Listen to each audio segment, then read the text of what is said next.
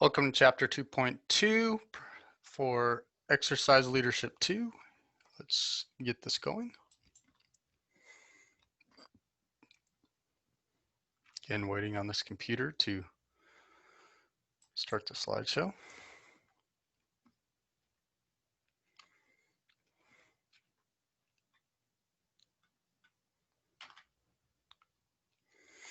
All right, so we're going to discuss role of feedback as it relates to client motivation, leadership qualities of the personal trainer that impact motivation, and adherence and importance of program design, role clarity, goal setting, contracts or agreements in building adherence.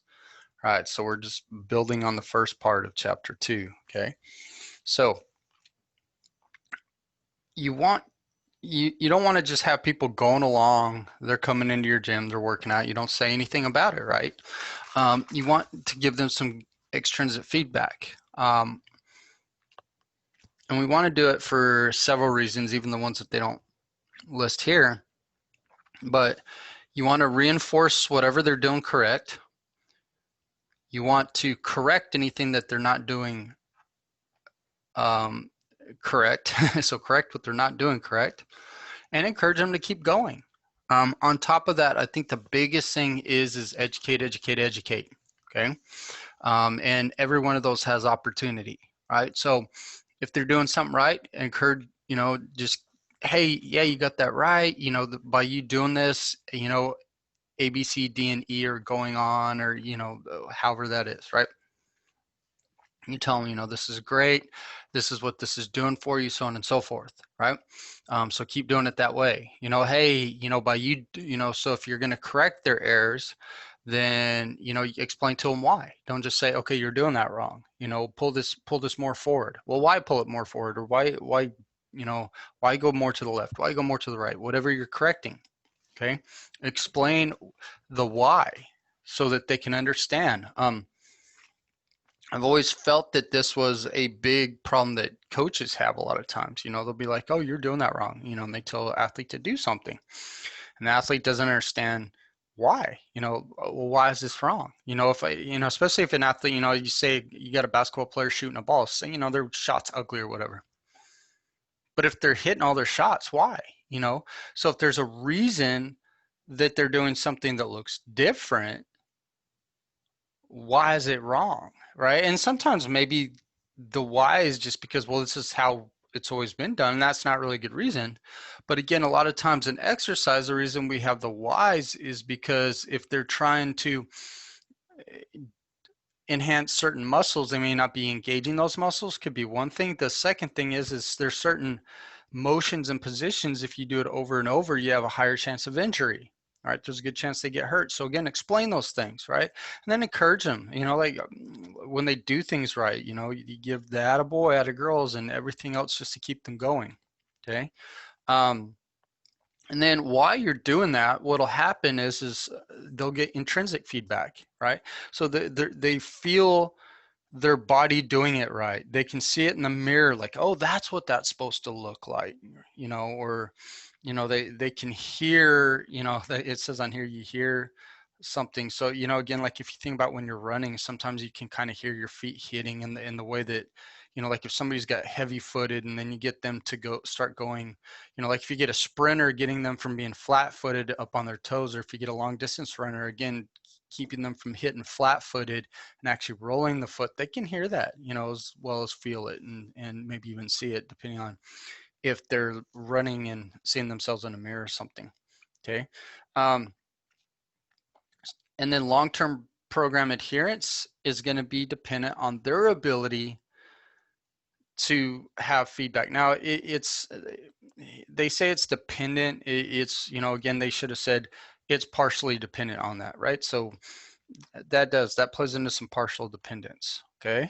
Effective personal trainers will become leaders who successfully influence the way his or her client thinks, feels, and behaves, all right? And again, some personal trainers take it too far in the sense that they're like, this is the way things need to be done, and so I'm going to get them to understand to do it my way. Now remember, this is their program, this is their life, this is their body.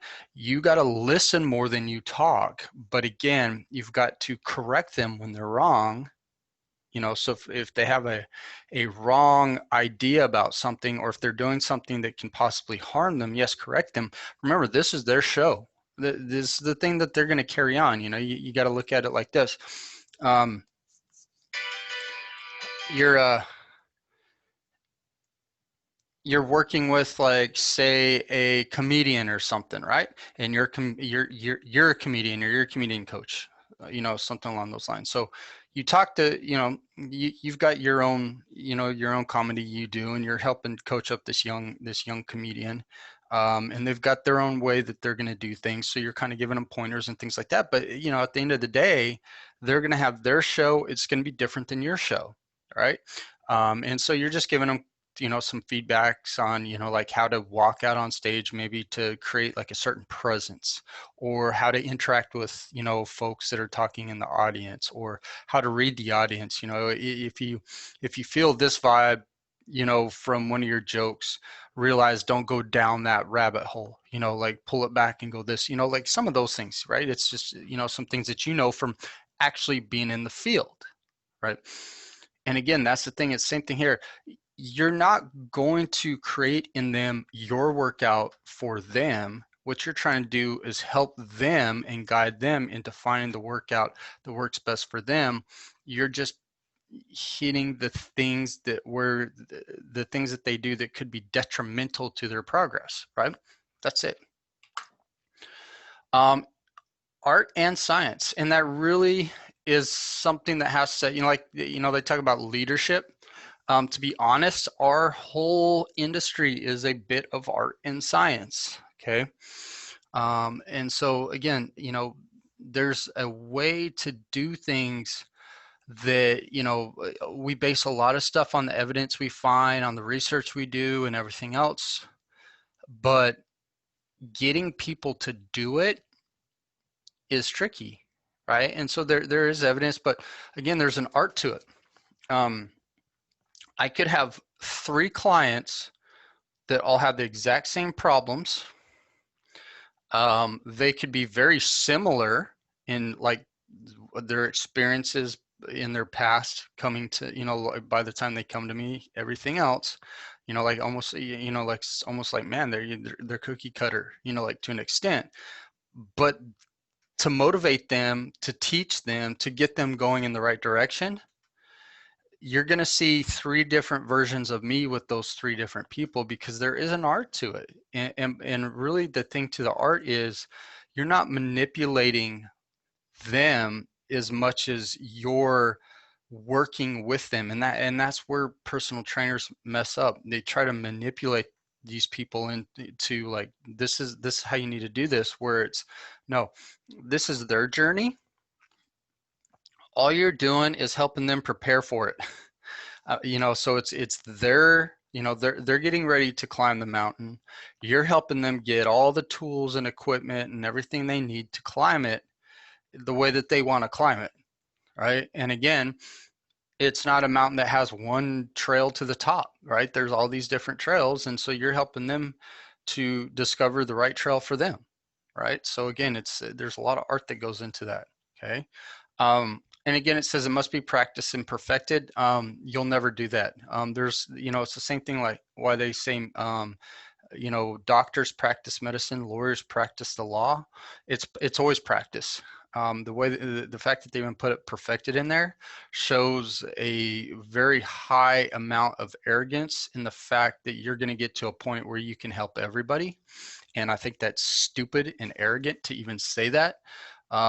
Because again, there's going to be some people you can't help. Doesn't mean they're not, it doesn't mean those people can't be helped. There's just some people you can't. And as we talk more about personal training, you'll realize that. And the quicker you realize that is actually better, because you may not be able to help some people, but you may know somebody that can, right? And there's a part of that that is very critical to you, to your mental health, to you being successful at what you do, to you loving your job, and to them being successful, and for them to reach their goals. And the sooner you realize that, and the sooner you learn to work with the other personal trainers around you, the quicker you're gonna be a better person. And again, it's a give and take. You know, there's just some folks that are going to walk in that you're not going to like, right? They're going to come to you for help. There's nothing about them, the way that they act, the way that they talk, the way that they want things done or anything.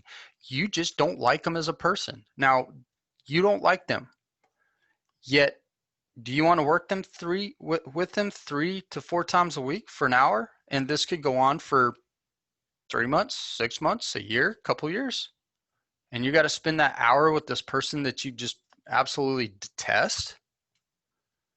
You know, now again, they need help, you know, but you don't like them. Or maybe they're not going to like you, you know, and so you guys it's like meeting somebody and you're like, yeah, this is the worst first date ever. And then you just get married anyway. Why? Right? And you got to realize that there's a relationship between the personal trainer and the client. And just because you two don't match well doesn't mean that that person may not match well with somebody else, right? And so, you know, you can be a catalyst in doing that, because the person they match well with probably will get somebody as well at some point that they don't match well that you do, right? And again, it's this whole kind of like, you got to understand, being with a client is like being in a you know, a short term, you know, a short to medium term relationship with this person, because you want, you know, you want to enjoy spending time with them and you want them to enjoy spending time with you. That's part of what's going to help them. Okay. And so again, comes to this point, you want to create a positive, enjoyable experience, right? So again, getting to know them, getting to understand what they like, dislike, what they can and cannot do, what their goals are critical on top of what I just said. There's got to be like, you want to, you know, you guys want to spend time together, right? You know, you want to make it so they want to spend time with you and you want to spend time with them. Okay. And those are all critical parts to being a good personal trainer, right? So again, the things that build client adherence, again, like they say, there's no single right way to create, enhance, motivate, and adhere. So again, you know, being compassionate is always good. You know, program design, like I said, there's not a right program design, there's the right program design for them. And over time, that program design has to be somewhat fluid. It's going to change. Okay. Role clarity, right? Um, you got to, and it's really clarifying your role in their life as their trainer on their mission, right? You're not the alpha in this. They are. This is their thing. You've got to figure out where you fit into it, and you got to get them to clarify where you fit into it and what they want from you, and all that. And again, it's you've got to get that stuff nailed down soon. Same thing with goal setting, right? There's a long term, the things that they want to see within the next couple of years, and then on down to what can we see from week to week or every couple of weeks, right? Contracts and agreements, that's really up to you. I know some folks that use them, they love them. I know some folks that don't. I know some clients that like that. You know, it's a, you know, I agree to it. Some people don't like commitment, you know, when it comes to like signing things. So again, this is a give and take depending on who you're working with, right? So you want to design safe and effective physical activity programs, right? So safety should always be your priority. Nobody should really get hurt when they're under instruction of activity. So again, go with their preferences. What do they like, dislike?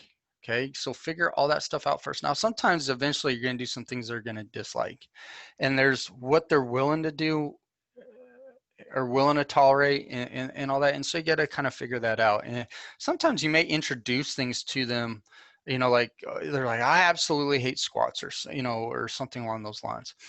And eventually, because of their goals, you know, you're like, really, you know, you want to reach these things, you got to get where you do squats. And sometimes the reason people hate certain exercises, they've just never mastered them, or they've never been taught them correctly, or, you know, like they've just had bad experiences. So sometimes you may want to introduce it, and just when you're introducing something that they previously told you that you're like, hey, I don't really like that, you know, again, be compassionate about to why they don't, you know, let them talk to you about why they don't. And if it's something along those lines, they just had bad experience, say, hey, I'd like to teach you how to do them correctly. Hopefully we can get a positive experience. I just want to try it with you. If it's something that, you know, like after you learn how to do this correctly, it's you absolutely just don't want to do it. Of course, we're not married to this situation. You know, and again, there's ways of getting the client to, and again, they may become like a squat monster. You never know. You know, same thing with like getting kids to try vegetables. You know, sometimes it works, sometimes it doesn't. All right. Schedule is very important, and scheduling around the same time every day is even more important. If they're trying to come in like early AM, late at night, sometimes at lunch and all that, and they're all over the place, it's not going to work. You know, it's got to be like everything else in their life. You get up at a certain time, you eat breakfast at a certain time, you shower at a certain time, you shave at a certain time, you do this. All those things that are important in your life that you want to do on a daily schedule or somewhat daily schedule and things like that, you have times pretty much that are like somewhat consistent, right? Same thing with this. Again, their experience. Some folks you're going to have coming in have a lot of experience. Some don't. Some have good experiences, some have bad experiences, and all that's going to play into their programming. Apprehensions, address those, right? And again, address them in ways that you want to like help them overcome some of them, and some of them are some things you may want to stay away from or stay away from for a while. You know, just you got to read the room. And constraints, you know, what are things that they can't do, or what are things that they're afraid to do, what are things that, you know, cause them pain or whatever else. And you know, sometimes you're going to work them through certain things, sometimes you're going to have to work around certain things. It depends on what it is and why. Okay. um, you don't want to be the one that sets their goals. What you're going to do is help them set their goals and proper goals, right? So again, we always use the SMART guidelines. You know, like someone's like, I want to look hot. Well, that's not really a SMART goal. It's not specific. It's not something we can measure, right? You know, I mean, you know, it's like, how are we going to measure that? You know, all right, let's walk through the gym. Okay, everybody in the gym, how many folks think she's hot? How many folks think he's hot? All right, we got like 2 out of 100. All right, so you're not hot. Okay, I get it. You want to be hot. All right, let's go work out for a while. What are we going to do? All right, now that they've been working out a while, is he or she hot? You know, I mean, that's not really something we can do. So again, we've got to take, what does hot mean to them? Okay, well, you know, I want my midsection to look like this. I want my legs to look like this. I want my arms. Okay, so you start getting more things. Okay, so you want, you know, like more muscle here. You want less fat here. You know, you start getting more specific. Then you can measure where they're at. Measure where that's going. Again, is it attainable? You know, one of the things that's hard sometimes is you'll have a guy or girl who has a like a celebrity or somebody that they have in mind. They're like, I want to look like him. I want to look like her. And genetically, they may not have that makeup, right? That, you know, it's like, well, we can get you in better shape, but your body's not built like hers. Your body's not built like his. And in some cases, without plastic surgery, it will never be built like hers. It will never be built like his, right? And so you've got to figure out what's attainable, you know. And so sometimes you've got to take who you got and show them, like, here's somebody that's really, really in great shape, that's got like kind of your body type. This is typically what you're going to expect to see. Okay. um, you know, and get them to either be on board with that, or, you know, that's always a tricky one, because sometimes some people have some really specific looks they want, and you know, there's certain areas that shrink and certain areas that grow when you exercise, and some of the areas they want to grow aren't the areas that grow. Some of the areas they want to shrink aren't the areas that shrink. And so, you know, getting them on board with that and understanding that is important. And then time, you know, what are they, what's, you know, how much time do they have each day that they're there, as well as, like, you know, with the goal, when do we want to see, when do we want to see certain goals? So some of the short-term goals, some of the medium, you know, and long-term goals, right? So create clarity. Like, again, that goes back to the SMART. You got to clarify everything. Okay. Um, you know, when somebody's like, I want to be toned, I want to be hot, I want to be, there's nothing clear about that. So again, that means everything's got to be clear. You know, like what your expectations are, them, what their expectations are, what we're gonna do. You know, like what days do we meet? What are we gonna do during those days? So on and so forth. You know, so again, clarity and then what they should expect. I think those are kind of like in the same realm, as well as program entails. You know, and again, the program is going to change as they get in better shape. You know, it could change in how much time you spend per day. You know, like, okay, well, we're only doing 30 minutes for a while because they're really in bad shape and that's going to kill them. At some point, it may be like you're spending an hour and a half with them, right? The type of lifting and type of things you do are going to change as they get in better shape. You know, the cardio and what they do is going to change as you. So, you know, again, give them what, like, here's what the program looks like now. Depending on how you progress, it could look like this in the future, right? Again, don't scare them with that. You know, like let them know. Like, I honestly think you'll get to a point where you're going to be like, oh yeah, I can do that, and that's not that bad. You know, it's pretty easy. And the process enhances communication between the client and the personal trainer, and should give the client an accurate perception of the program. Yeah, you don't want to surprise them. You know, if you're going to surprise them, you want to surprise them in good ways, but a lot of times when it comes to fitness, that's not how it is. So try not to surprise them. Um, Again, goal setting is a great way to start conversations, listen, build rapport. Again, like I told you, it's like a dating relationship. You want to have good rapport. You want to, you know, everything everybody tells you to do when you go on dates. It's personal training, right? It's just the end goal of dating is you want a relationship with that person. The end goal of this is you're going to go through a short-term relationship with them, but the end goal is that they're going to leave you, right? It's a little bit different. It's almost, you know, it's got kind of, you know, it's got kind of a different angle with it, right? That, you know, you don't want them to depend on you, which again, a lot of trainers treat this as a true dating relationship. You know, they want them to always depend on them and always have to be with them and things like that, you know, which again is not a healthy relationship, but it's the way a lot of people treat things. But the end goal with this is almost, you know, like, you know, you treat it at first like a dating relationship. It's going to mature more into a almost like a mentor mentee or like a parent child. Again, although parent child is kind of weird when you got two adults, but you know, you think about it like the relationship of a parent is to help raise up their kid so their kid becomes an independent adult that can take care of themselves.